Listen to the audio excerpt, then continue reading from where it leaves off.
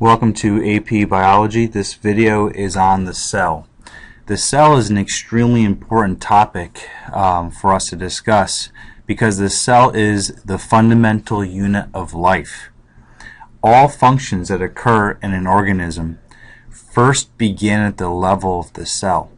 So in order to understand anything that is affecting the organism as a whole, or anything that's affecting an organ system, anything that's affecting an organ, anything that's affecting a tissue, all these functions first originate at the level of the cell. The cell theory describes aspects that describe the cell as the fundamental unit of life. Number one, all organisms are composed of cells. We'll discuss viruses. At this moment, viruses are not considered alive because they are not composed of cells. 2. The cell is the simplest collection of matter that can be considered alive. Things that are found within cells, different macromolecules, proteins, lipids, nucleic acids, they are not considered to be alive. The cell is the smallest unit of life. 3. Cell structure is correlated to cell function. This is true for all levels of organization in nature. Structure is always related to function. And finally, number 4, all cells come from pre-existing cells through a process that we'll describe later on called cell division or mitosis. How do we study cells? We study cells using microscopes. The first type of microscope we could discuss is a light microscope.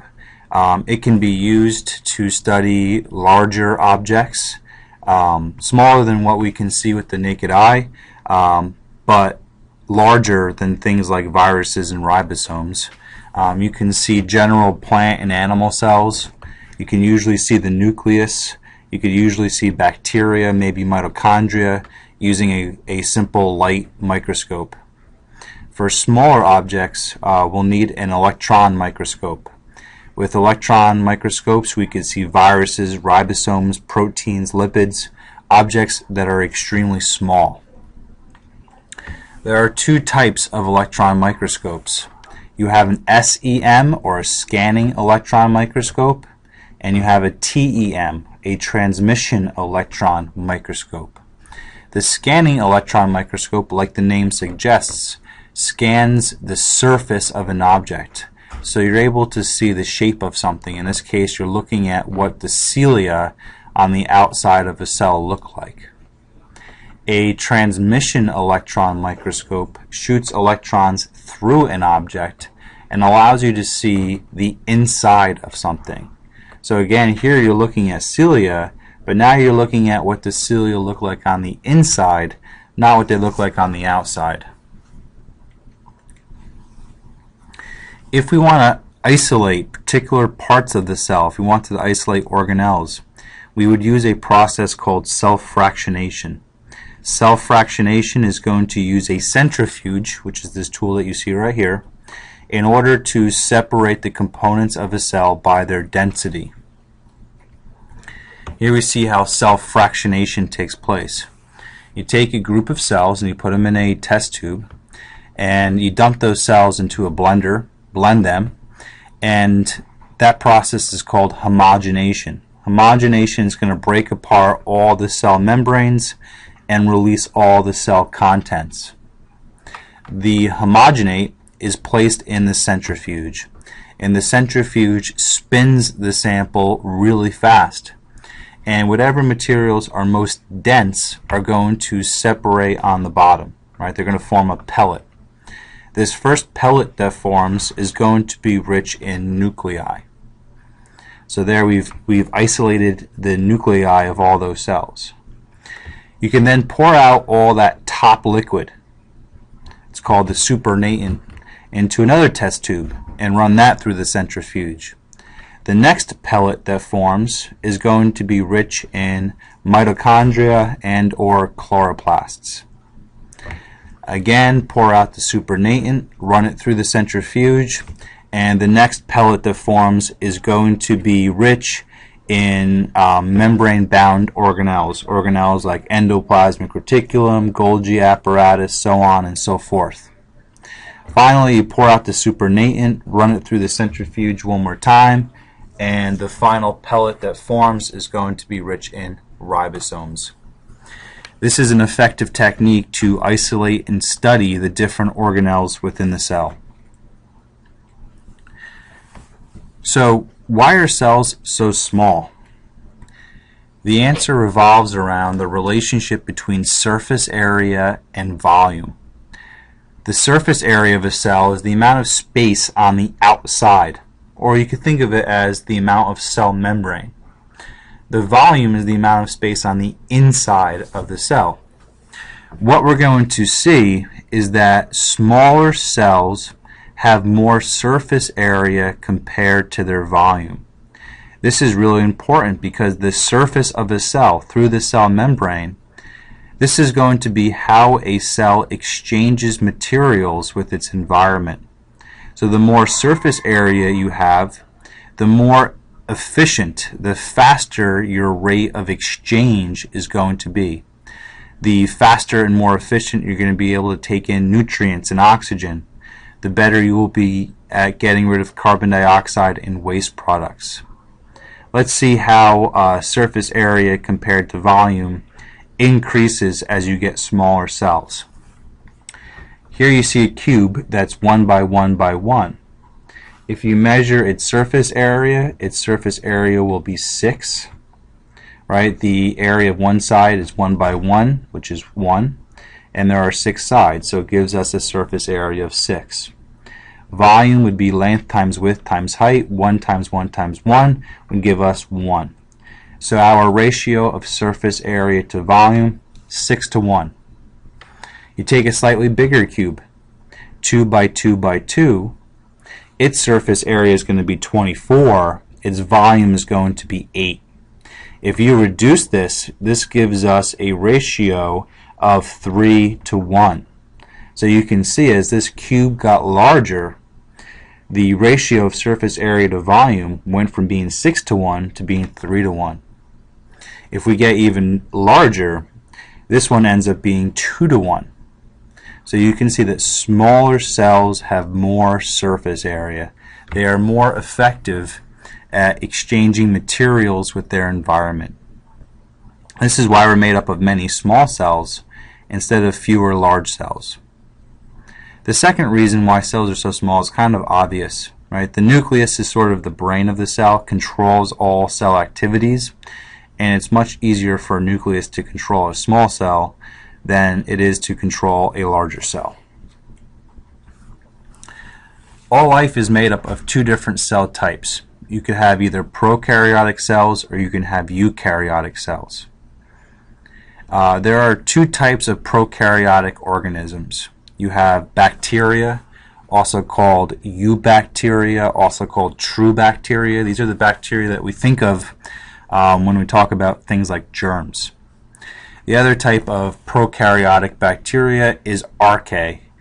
These are the bacteria that live deep in the ocean by the hydrothermal vents. Many of these bacteria live in swamps. We call them methanogens. They produce the methane gas. Both of these types of organisms are made up of prokaryotic cells. All other organisms are made up of eukaryotic cells. First would be the protists. All eukaryotic organisms evolved from protists. There are different types of protists. You have plant-like protists. We call them algae. They photosynthesize. You have animal-like protists. We call them protozoans, like amoebas. And you have fungi-like protists. We call them slime molds. The other type of eukaryotic organisms are going to be fungi, animals, and plants. Regardless if you are eukaryotic or prokaryotic, all cells have a plasma membrane made up of phospholipids, have a semi-fluid substance called cytosol, contain chromosomes. They're going to have DNA, they carry genes, and are going to have ribosomes, which are used to manufacture proteins. Prokaryotic cells. Prokaryotic cells are characterized, number one, by not having any nucleus. Instead, they have one circular chromosome that is found in a general region called the nucleoid region. They have no membrane-bound organelles. They have no organelles on the inside of the cell that are made up of pieces of membrane. Instead, the only organelle that you're going to see inside are ribosomes. So you got DNA and you have ribosomes. So you have a little protein factory. Bacteria are going to have a plasma membrane, and then outside the plasma membrane they actually have a cell wall. And the cell wall is made up of a substance called peptidoglycan. It's a mixture of carbohydrate and protein. Some bacteria also contain flagella that could be used for locomotion. Eukaryotic cells. Right, eukaryotic cells are going to have a nucleus. Right, it's covered by a nuclear envelope, a membrane. They have membrane-bound organelles. They have organelles made up of pieces of membrane, and their job is to compartmentalize or isolate chemical reactions within the cell. And eukaryotic cells have cytoplasm. These eukaryotic cells are, generally speaking, much larger than prokaryotic cells. There are two types, or here we could really compare the two major types of eukaryotic cells, plant cells versus animal cells, and what's unique to each one. We begin with the animal cell. For the most part, plant cells and animal cells have a lot in common. One structure that's unique to the animal cell is the structure here called the centrosome. It contains the microtubule organizing center. It is the region of the cell that produces these tubes that you see right here called microtubules, and they're going to be used during cell division or during mitosis. Animal cells could also contain cilia, which are tiny projections on the outside of the cell. Cilia are found in parts of the body like the trachea or the windpipe. All the cells that line the trachea have cilia, and that's used to bring mucus, dirt and debris out of your lungs and up your trachea and out of your body. Some eukaryotic cells, or some animal cells I should say, also contain a flagella. Right? One example would be a sperm, and that flagella is going to be used for locomotion. So a flagellum moves the cell, and cilia moves things outside of the cell. Plant cells. Plant cells have a few structures that are unique to plant cells. One, they contain chloroplasts, and those are going to be the organelles responsible for photosynthesis. Plant cells contain a large central vacuole, which is used to store water.